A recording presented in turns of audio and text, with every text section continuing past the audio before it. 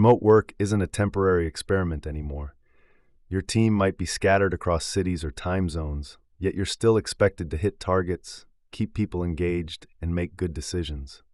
The upside is real: broader talent pools, less commuting, more flexibility, and clearer records of decisions and commitments. Done well, this way of working can make organizations stronger and more inclusive than a building ever did. The hard part is trust. Heated arguments over home-based work, tense return to office demands, and doubts about who is really working all show how fragile trust can be at a distance. You and your team have fewer nonverbal cues, fewer casual check-ins, and more chances to fill gaps with private stories, suspicions, and guesswork. When trust is missing, everything slows down. This summary presents 6 strategies to remedy that. You'll learn how to replace doubt with clarity, strengthen connections even when you're not in the same room, and lead remote or hybrid teams in ways that feel fair, human, and dependable for everyone involved. Imagine you're leading a completely remote working nonprofit. You care deeply about your team, so you tell them they can reach out anytime. Yet you rarely start conversations, you answer messages late, and you shy away from using new tools. Team meetings feel stiff, with long pauses and one person filling the space just to avoid silence. Real reactions spill out later in side chats and informal video calls without you. In that quiet, your people start asking themselves, is something wrong here? Am I safe here? Should I be looking elsewhere? In a dispersed team, trust rests on how deliberately you communicate.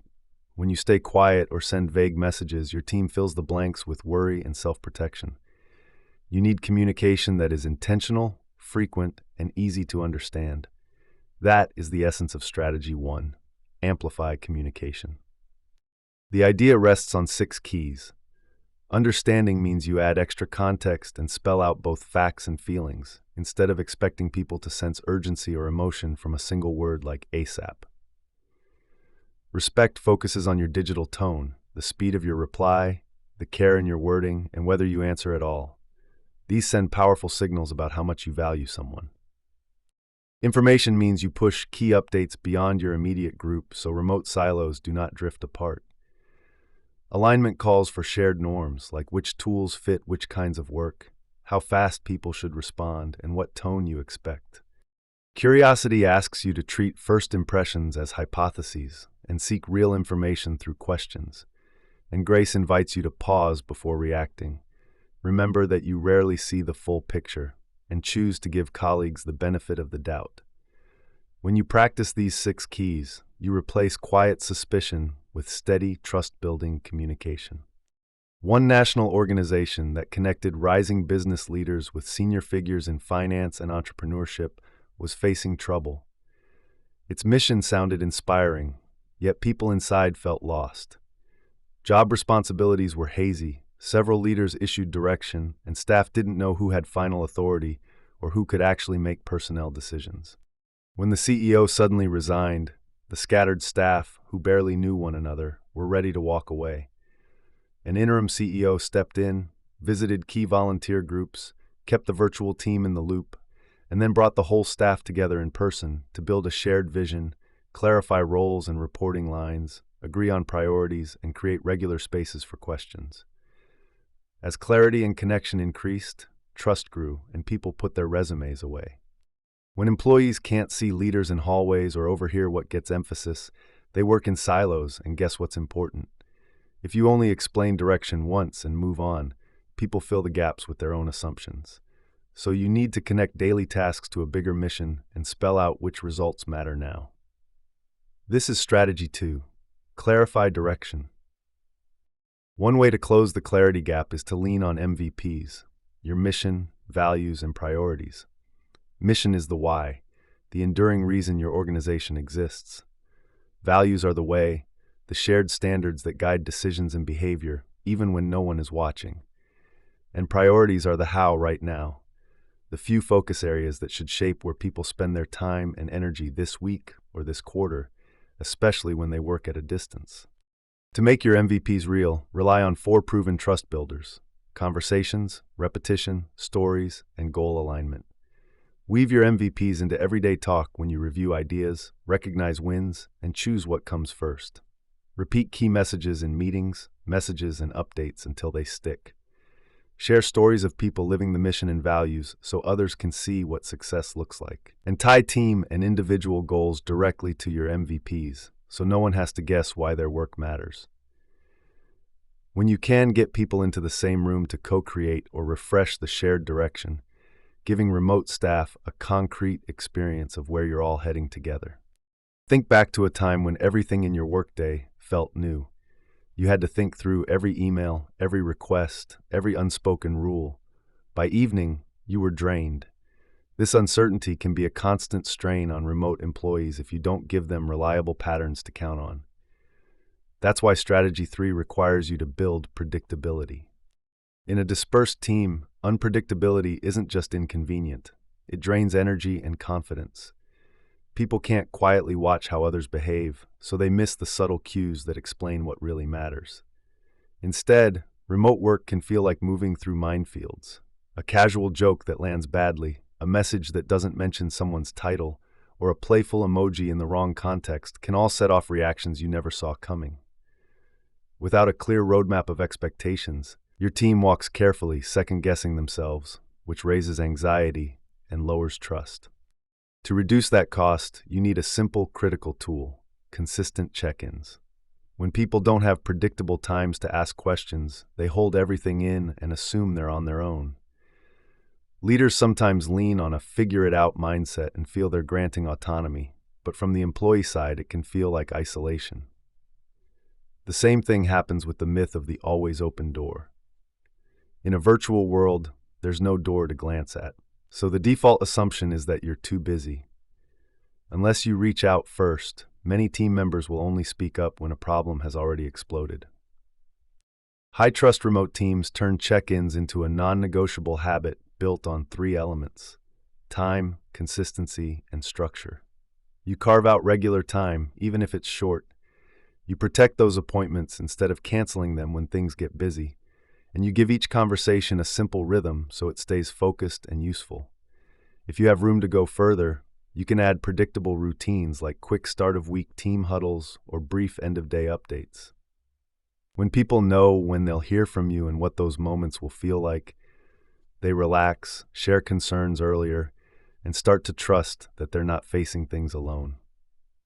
When COVID-19 suddenly pushed whole companies into remote and hybrid setups, a lot of leaders started asking themselves the same questions.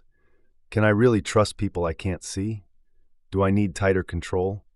Stories spread of bosses accusing teams of fake working and of employees secretly running more than one full-time job from the same home office. That tension between trust and control sits right at the heart of remote work. Many organizations react to these questions with a kind of digital surveillance state, tracking mouse movement, logging keystrokes, grabbing random screenshots, or watching webcams to prove people are at their desks. On paper, that promises certainty. In reality, it sends one loud message: you are not trusted. When people feel monitored instead of trusted, they stop caring, look for workarounds, and creativity shrinks. But Strategy 4, redefine accountability, offers a different path. Accountable autonomy flips the script. Instead of choosing between blind faith and strict control, you connect freedom to responsibility. People gain real say in how they structure their day and do their work, while results and commitments stay visible. That extra space can bring out the best in people. When no one is hovering, many are more willing to share ideas, take smart risks, and admit when something isn't working. Motivation shifts from "my boss is watching" to "I want to do this well," which lifts energy and performance. The key is balance. Not every role allows the same level of flexibility, and not every person is equally prepared for it. Keep asking who is ready for more freedom and expand autonomy step by step as reliability is proven. That also means you, as a manager, have to loosen your grip. Leaders who grew up in micromanaged environments often default to tracking hours and activity. Letting go means focusing on outcomes instead. To build strong accountability without sliding back into control, put 4 habits at the center. Transparent measurement that focuses on results instead of screen time. Clear expectations so no one is guessing what good looks like, consistent feedback so performance is discussable in real time, and appropriate consequences when commitments are repeatedly missed. In a dispersed team, that mix lets you hold a high bar while still treating adults like adults. On a virtual training call in the middle of the COVID-19 pandemic, the author David Horsager faced a screen of mostly blank tiles. A group of nurses he was meeting with were exhausted and clearly in no mood for business as usual. So he stopped his normal introduction and asked them to grab a scrap of paper and sketch how they felt. When the cameras finally came on, the screen filled with rough drawings of tired faces, heavy tears, and words like empty and angry. No one spoke for a moment, yet something shifted. Those nurses weren't just attending a session, they felt seen, and a bit of trust returned. That moment captures the big risk in remote work: isolation. Isolation has been rising for years, and reports now link ongoing loneliness to serious health risks, especially for people who work away from colleagues all day. Our fifth strategy, creating connections, involves treating connection as part of the job, not a bonus. It starts with paying attention. Remote employees often assume their manager is too busy for them, especially when they multitask in meetings, end calls abruptly, or let messages linger.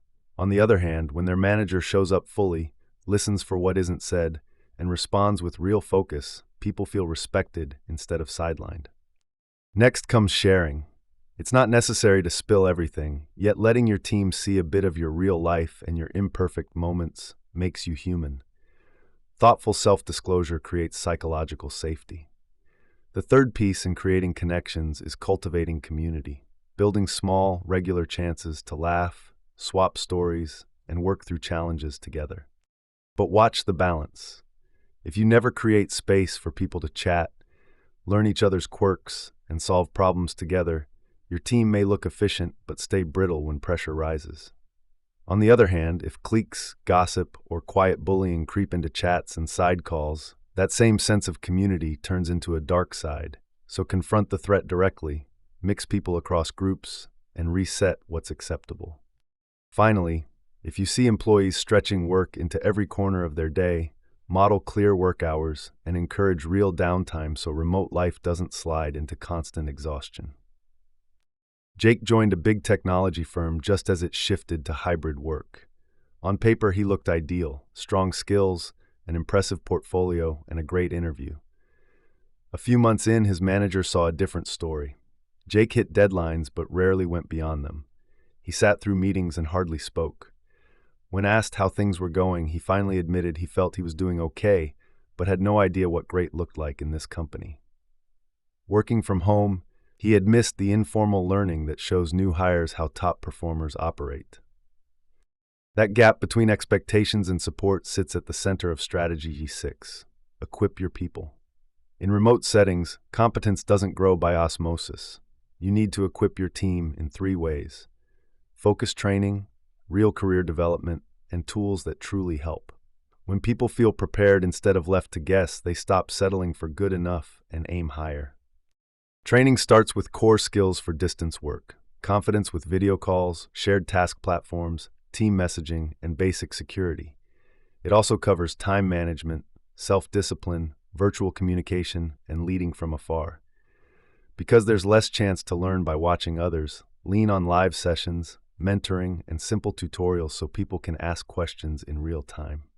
Career development matters as much as training.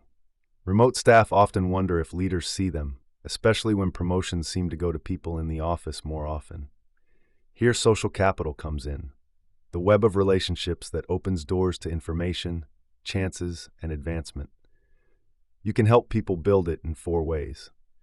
Connect them beyond their own team, give them visible roles so their work is noticed, make room for their voices in hybrid meetings, and back them with mentors and sponsors who coach them and speak up for them when roles or projects are decided. Tools then turn support into daily reality. Good project management software can clarify who is doing what and how each task fits the whole, as long as keeping it updated doesn't take more effort than the work itself. Video platforms can connect people but also exhaust them, so keep meetings purposeful and leave space between calls. Chat channels can speed help and build rapport, but without clear purposes and norms, they quickly turn into noisy threads where important details get buried. Finally, hardware matters. A remote teammate trying to work from a bed with an aging laptop receives a clear message. No one plans to support you. A standard setup, reliable computer, headset, camera, and a healthy workspace tells people something very different. You expect excellence, and you're willing to invest so they can deliver it.